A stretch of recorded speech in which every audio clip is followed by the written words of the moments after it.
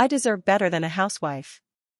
That's what my husband said after 20 years of marriage, 20 years of me holding everything together so he could chase his dreams.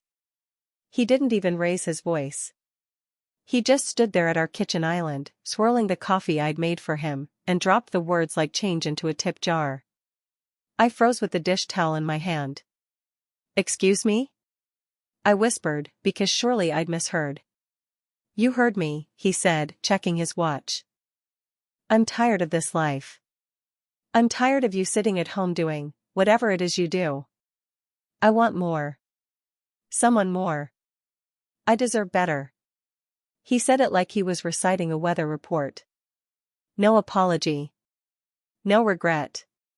Then he walked upstairs, zipped up a suitcase, and rolled it past me toward the door. I didn't cry. I didn't even try to stop him. Because even in that moment, a thought cut through the fog. He's forgotten who actually owns this house. You want to know what my life looked like before that? It wasn't glamorous, but it was steady.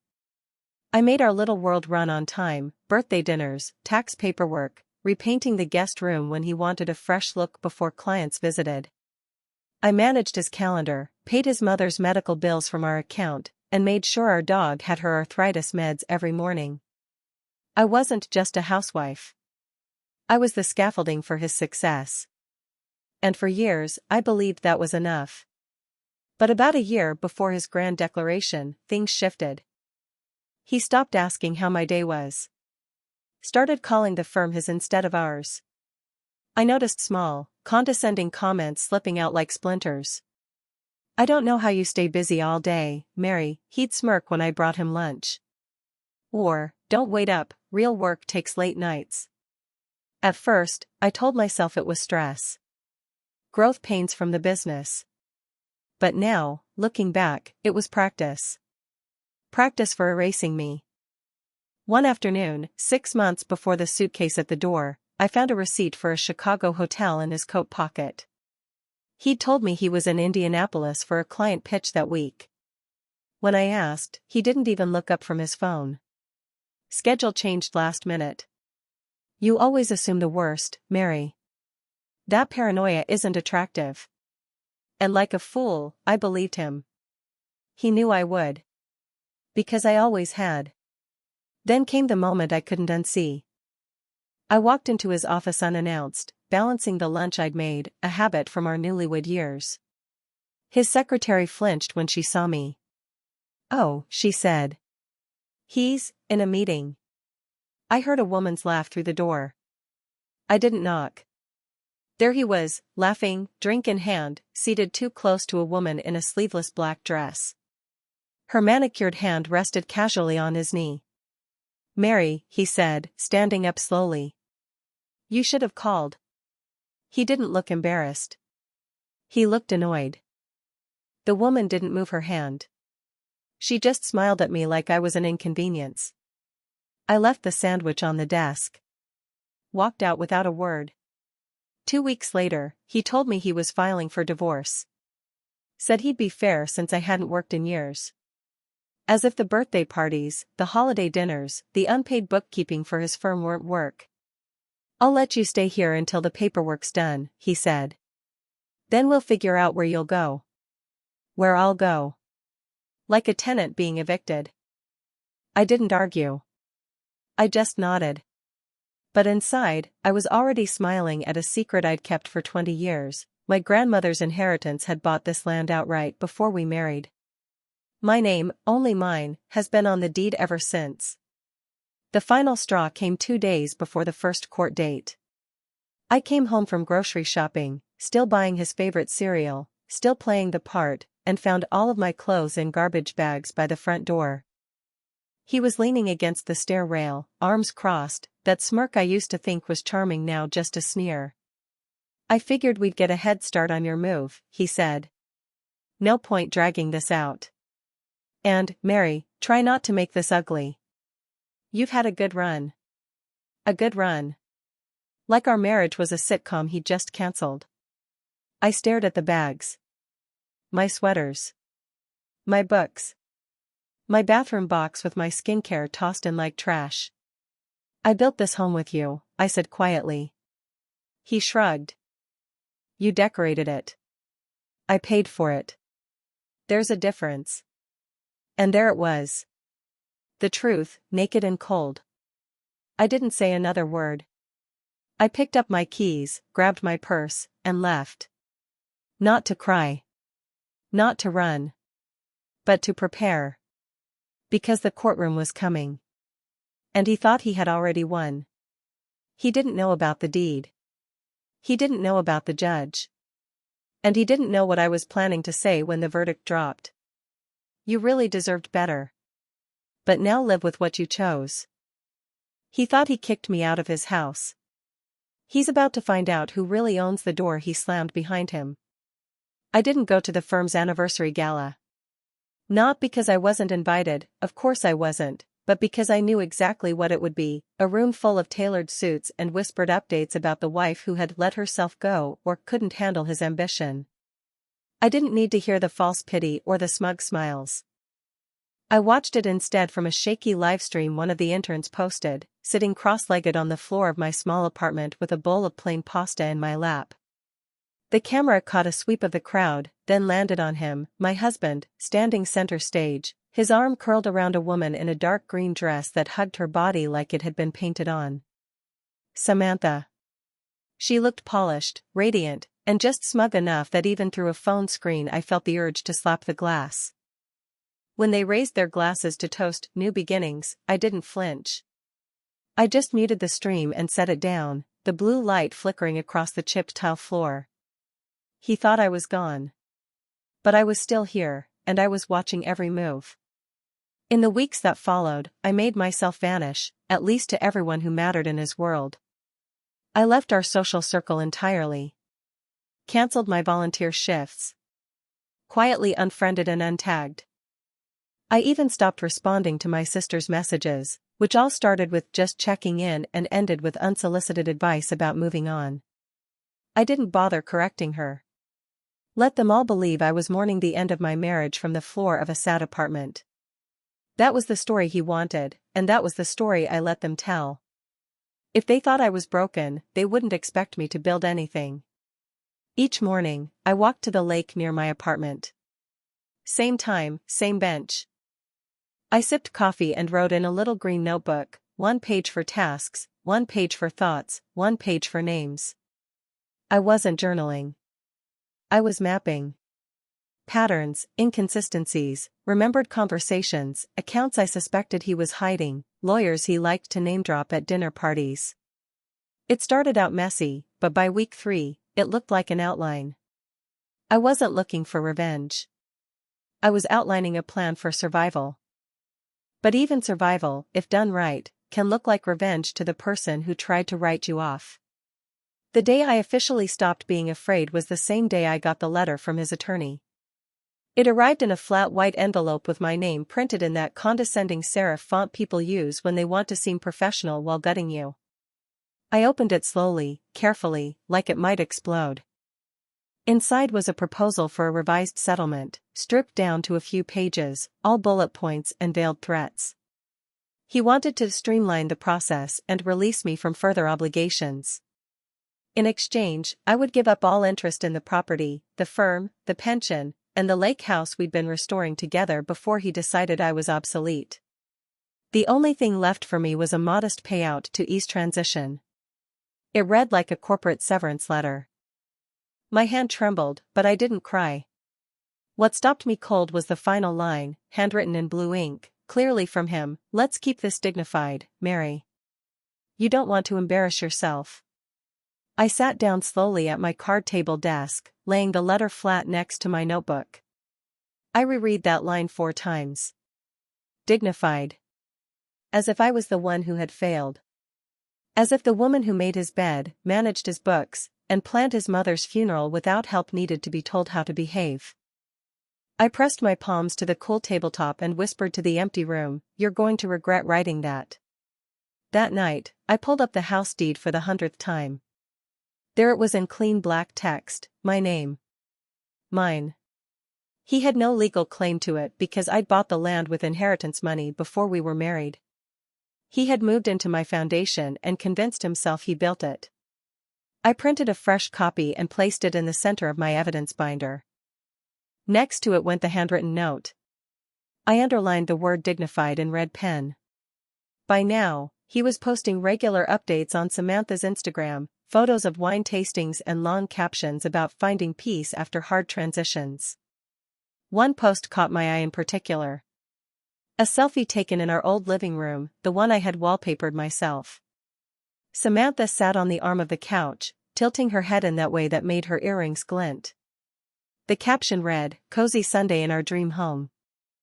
So grateful for new beginnings and people who choose growth over comfort." The comments were full of fire emojis and comments like "power couple," and "you deserve it, girl." But one comment, from a mutual acquaintance, said, "I miss Mary. She had such grace." I liked that one. Just once.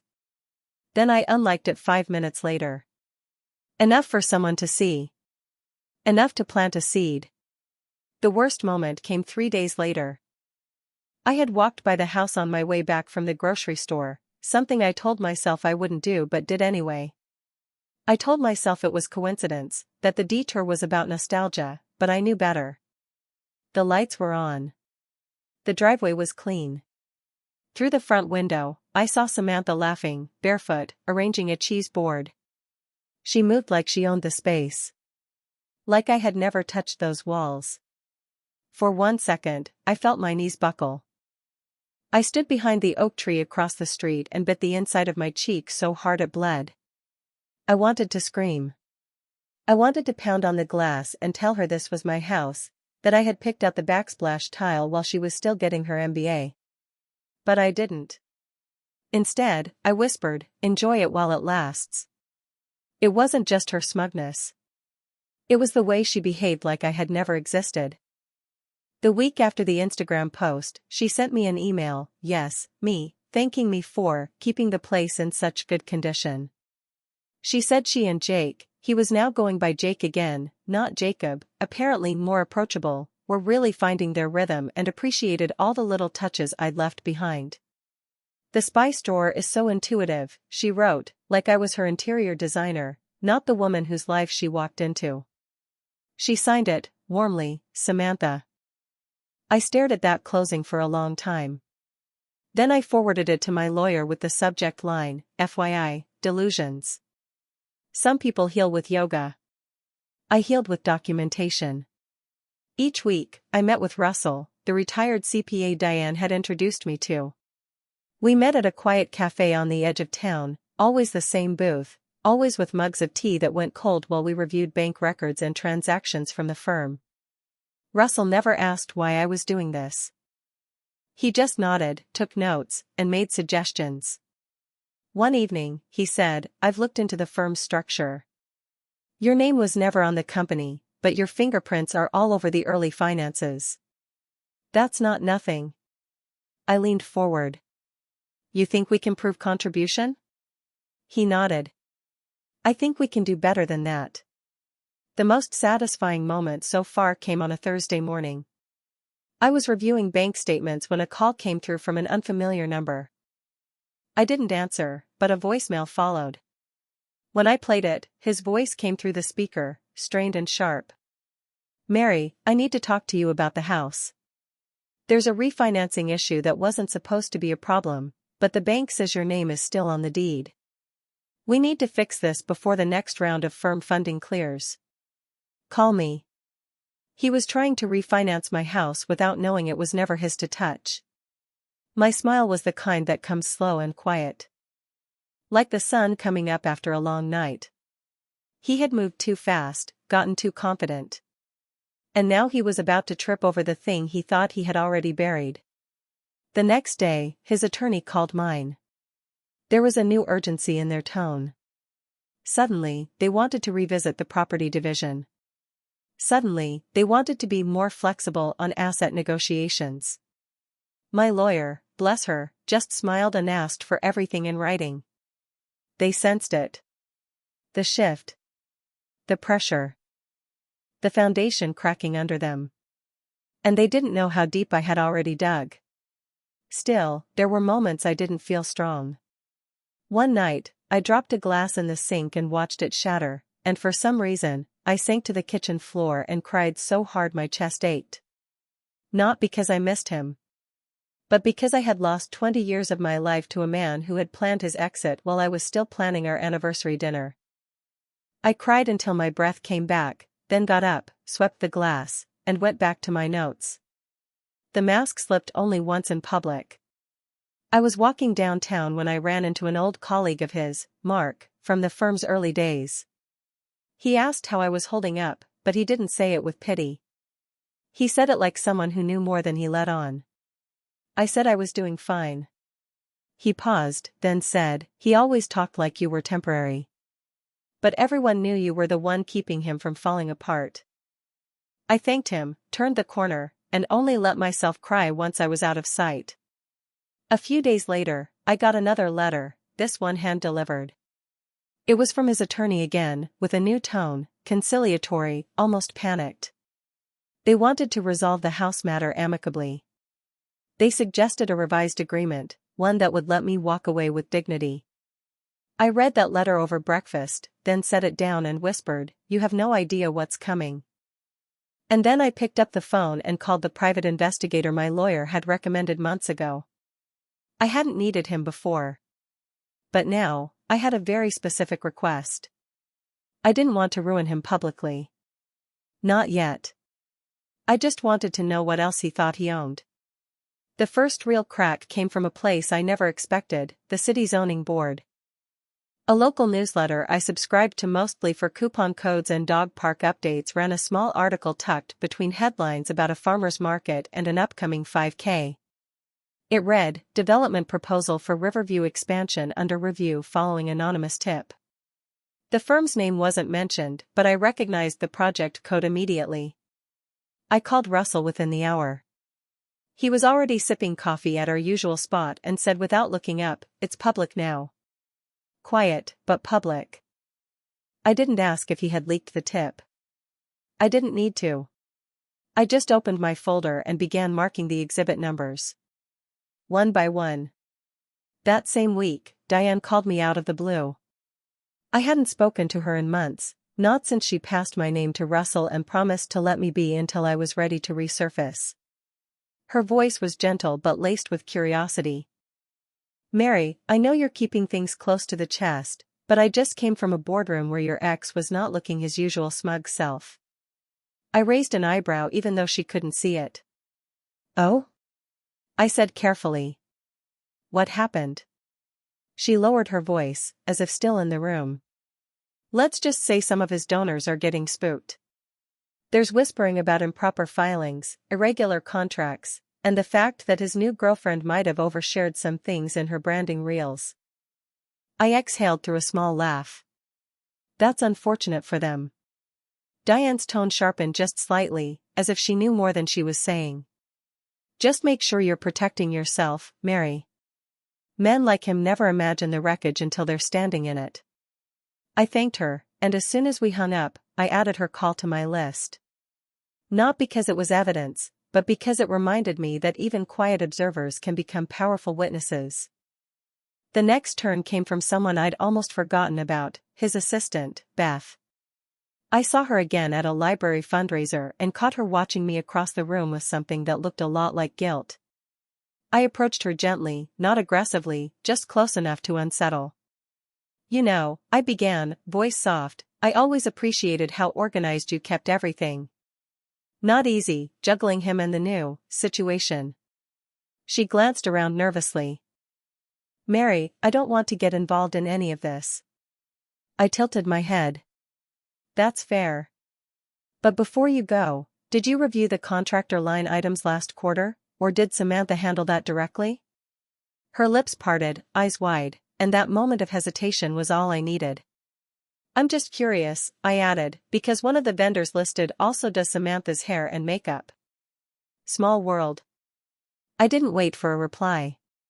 I walked away and didn't look back. Still, it was Samantha's next move that truly shifted the emotional center of gravity, and I'll be honest, I wasn't ready for how much it stung. She gave an interview for a local lifestyle podcast, a fluff piece full of branding jargon and empowerment buzzwords. I hadn't planned to listen, but curiosity got the better of me, and late one night I found myself sitting cross-legged in bed, earbuds in, laptop glowing. Halfway through, the host asked how she navigated stepping into a relationship with someone fresh off a long-term marriage. Samantha laughed lightly. "Oh, Jake was done long before the paperwork. He needed someone who saw his potential, not someone who just managed his calendar and made soup. I mean, he was practically raising himself for years." The host chuckled along, but I sat frozen. Not because it hurt, though it did, but because it was the first time I saw clearly how she viewed me: irrelevant, domestic, invisible. Soup. Like I was a slow cooker with legs. That comment didn't go unnoticed.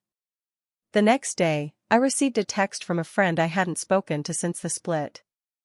It was just a link to the podcast and the words, "Did you hear this mess?" I replied only, "She'll regret saying it. Eventually." Then I added that quote to my growing folder of statements, and for the first time in weeks, I felt my hands shake, not from sadness, but from restraint. Around the same time, I received a phone call from a journalist who had worked with our local paper for years. She said she'd received an anonymous tip about the Riverview expansion but was struggling to confirm anything publicly. Off the record, she asked, "Do you know if Samantha Linford is listed as a formal consultant or stakeholder?" I smiled faintly. "If I were you," I said, "I'd check the LLC filing dates against their trip to Napa last October. Might find something interesting." I hung up before she could ask more. The next day, she ran a short piece titled, "Consulting Clarity, When Professional and Personal Lines Blur." The firm wasn't named, but the subtext was clear. And in small towns, subtext travels faster than fact. Still, he paraded around like he was untouchable. He walked into our next legal mediation in a tailored gray suit, grinning like he'd just landed a book deal. Samantha wasn't with him, but her perfume lingered faintly, which told me she had been. His lawyer started with the usual rehearsed statements, but I cut them off after 5 minutes. "I'd like to revise my proposal," I said clearly, sliding a fresh document across the table. It outlined a new property division, full financial disclosures, and an immediate forfeiture of any future equity from the house, my house. I could tell he hadn't seen it coming. He scanned the paper, eyebrows knitting, and then looked up. "This isn't what we discussed." I leaned forward just slightly. "No, it's what I'm offering.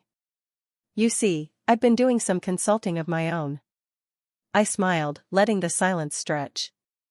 His lawyer cleared his throat and asked for a recess.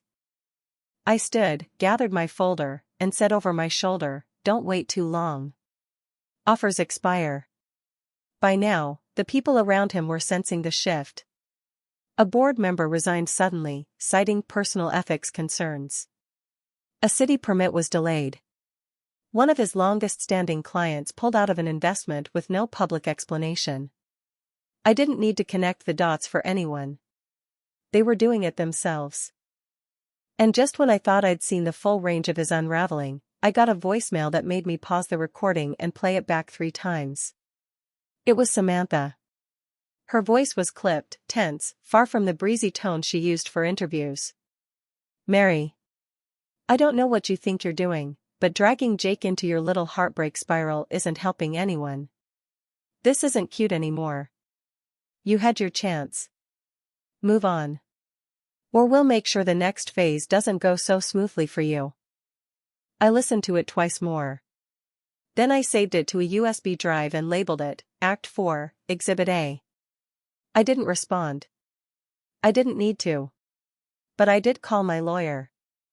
I told her to move forward with our motion to block any remaining access to the house, the business, and the pension. I told her to expedite the court date.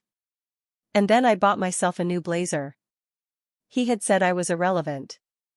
He had said he deserved better. He had said he raised himself. The funny thing is, people who forget where they came from almost always trip over what they left behind. He showed up at the courthouse looking like the poster child for success. Tailored charcoal suit, gleaming shoes, hair just so. Samantha was with him this time, draped in a cream blazer and a silk scarf, carrying a leather tote like she was arriving at a brand launch. They didn't speak to each other as they walked in, but they moved together, two halves of the same performance. I watched them from across the parking lot before stepping out of my car, letting the door close slowly so they would see me, steady, composed, unhurried. His eyes flicked toward me for a fraction of a second. He adjusted his watch. Tugged at his sleeve. He did both when he was nervous. Inside, the courtroom was already filling with low murmurs. Reporters had drifted in, curious after the small articles and whispers about the firm's contracts. My attorney sat beside me, calm and coiled, our files stacked like neat dominoes. Across the aisle, his legal team whispered urgently.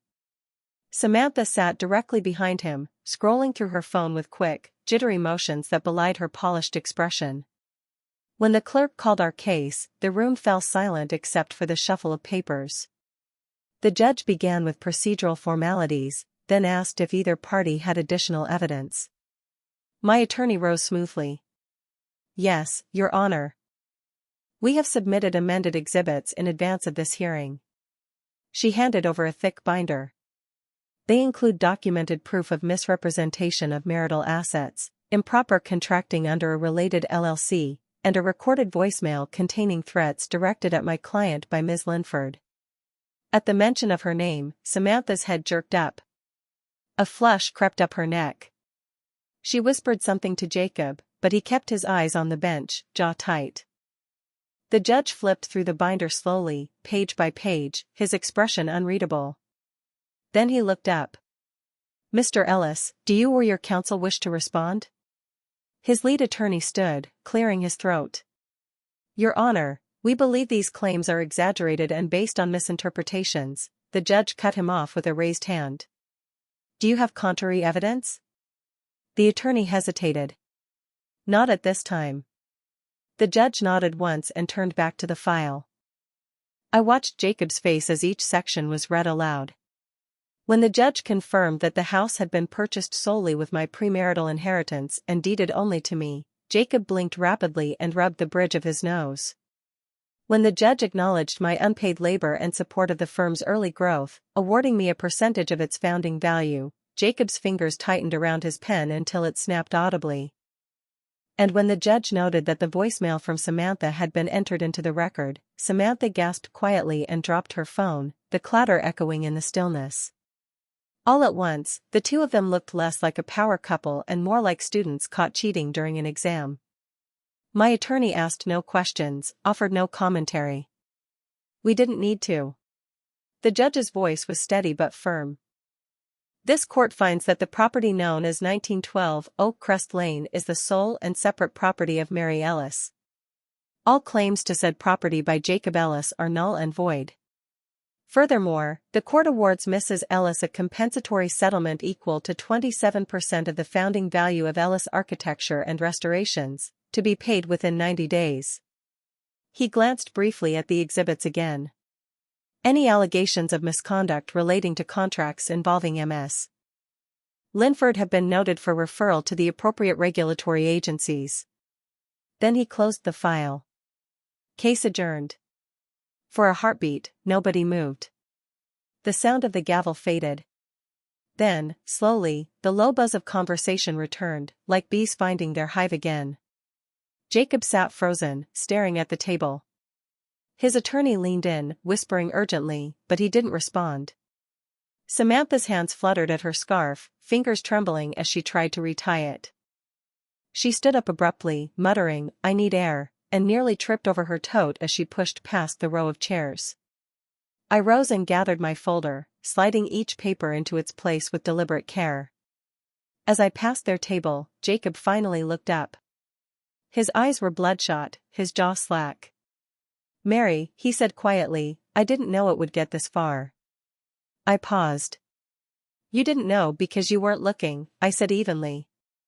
"You only saw yourself." He swallowed hard. "You didn't have to go this hard." I tilted my head. "You're right. I didn't have to. But you said you deserved better. His mouth opened, but no words came. I held his gaze a moment longer, then added, now you've got exactly what you deserve. And you get to live with what you chose. Then I turned and walked out. Outside, the air felt cool and sharp, like the first breath after a long dive. My attorney caught up with me and smiled faintly. That was one for the books, she said. You played it perfectly. I thanked her but didn't linger. I walked past the reporters, past the courthouse steps, past Samantha standing by the column with her phone pressed to her ear, hissing into the receiver. She turned as I passed, eyes wide, lips parted as if to speak. I didn't stop. I didn't even look at her. The fallout came faster than I expected. Within a week, a regional news station picked up the court transcript. They didn't name names, but the combination of project codes, LLC filings, and the podcast clip made the connection obvious. Samantha's voicemail leaked, circulating on social media under headlines like Power Couple or Power Scam. The firm's biggest client withdrew funding from Riverview expansion. A city compliance officer publicly announced a review of all contracts linked to the project. Even Jacob's mentor removed his glowing quote from their website. Diane texted me a screenshot of a forum thread full of speculation about who had really built the business. Looks like people are remembering the truth, she wrote. I replied simply, about time. I didn't gloat. I didn't post anything. I didn't even celebrate when the settlement funds arrived in my account. Instead, I drove back to the house on a quiet afternoon, parked in the driveway, and walked up the front steps that were once crowded with his business packages and Samantha's designer deliveries. The key slid easily into the lock. Inside, the house smelled faintly of her perfume and lemon cleaner. The furniture was mostly gone, but the walls were mine. I walked through each room slowly, running my fingers along the trim I had painted myself. In the kitchen, the marble countertop gleamed. The spice drawer still had Samantha's sticky note that read, "Replace cumin." I peeled it off, crumpled it, and dropped it into the trash with a soft laugh. I didn't replace the cumin. I kept it exactly as it was. In the office that had once been his, I opened the window and let the late afternoon light spill in. I sat on the floor with my back against the empty wall and opened the green notebook that had started everything. Page after page of notes, dates, names. On the last page, instead of writing a summary, I drew a single line across the center, bold, final. Then I closed it and set it aside. People ask me now, when they find out pieces of the story, if I'm doing better. They want me to tell them how it felt to win, as if revenge were a contest. But revenge was never the goal. This was about reclaiming the version of me he tried to erase, the woman who built a home, who kept a business afloat, who mattered. I got her back. Everything else was noise. I don't tell most people how it ended. But when someone really wants to know, when they lean in and ask what I said to him at the end, I just smile and tell them the truth. He said he deserved better, I say. And in the end, he got nothing.